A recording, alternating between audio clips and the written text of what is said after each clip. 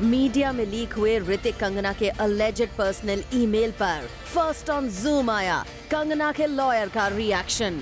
देखिए, अगर आप चेक करें, मेल चेक करें और काफी सारी चीजें देखें जो ऋतिक ने खुद प्रोड्यूस किए हैं, उसमें एक मेल है जो कंगना की सिस्टर ने भेजा है, रंगोली ने। वो अगर आप मेल देखें कि अगर वो एक ही मेल देखें तो आपको सारे क्वेश्चन का आंसर मिल जाएगा कि एग्जैक्टली क्या चल रहा था। और वो मेल मिलने के बाद में ऋतिक 8 महीने तक बिल्कुल गायब हो जाते हैं और कोई जवाब नहीं देते हैं। और वो जो मेल में का है, जिस वक्त वो इम्पोस्टर की बात कर रहे थे, उसी टाइम पे आप रंगोली का मेल देख लीजिएगा, आपको सारे क्वेश्चन के आंसर मिल जाएंगे। मुझे कुछ देने की जरूरत ही नहीं है। फर्स्ट ऑन जूम कंगना की तरफ से इन कंट्रोवर्शियल ईमेल्स पर आया जवाब। 2-3 मेल्स हैं रंगोली के, उसमें आप देखिएगा, if you look at the mail, उसमें Rangoli is clearly saying that and she sent this mail to both of them, okay, the imposter and Kritik, okay, and it is surprising that Hrithik also disappears, that the imposter also disappears.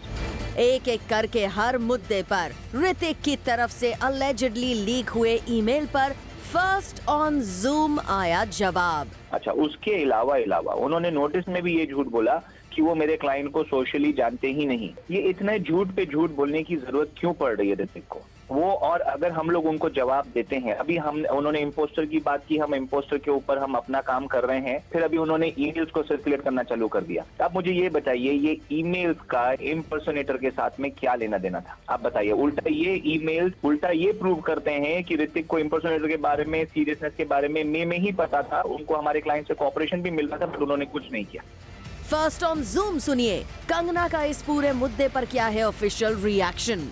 Simple सा question मैं आपको पूछ रहा हूँ कि ऋतिक रोशन को जब ये पता था कि ये इतना सीरियस मैटर अगर है, तो क्या उनका फर्ज नहीं बनता था आके मेरी क्लाइंट ने कॉपरेशन दिया था कि नहीं, उस टाइम पे भी बोला था कि नहीं? तो दिसंबर में जाके उन्होंने झूठ क्यों बोला मीडिया में? क्यों दिसंबर में जाके झूठ बोला कि बहुत सारे लोग फैन, अगर आप इंटरनेट पे जाके सर्च करें, स्पेसिफिक सर्च करें, तो आपको इसका आंसर मिल जाएगा कि ऋतिक ने उस टाइम पे भी झूठ बोला था। जिस दिन ऋतिक ने वो, अगर आप डीएनए का आर्टिकल पढ़ें तो डीएनए के आर्टिकल में वो लोग ये लिखते हैं कि उन्होंने कंगना का फोटोज भी देखा है। Okay, that means as a third party, as a publication house, they have seen photos.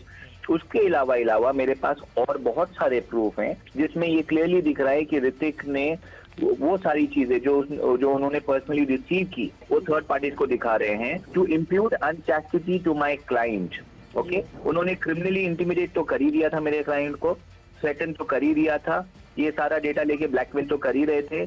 मेरे क्लाइंट के पास एक इमीडिएट एक्शन हो जाता है एफआईआर करने का, इमीडिएट। इन लीक्ड ईमेल्स के बाद कंगना के लॉयर ने फर्स्ट ऑन जूम ऋतिक के पूरे इंटेंशन पर ही सवाल खड़ा कर दिया है और ऋतिक पर गंभीर आरोप लगा दिए हैं।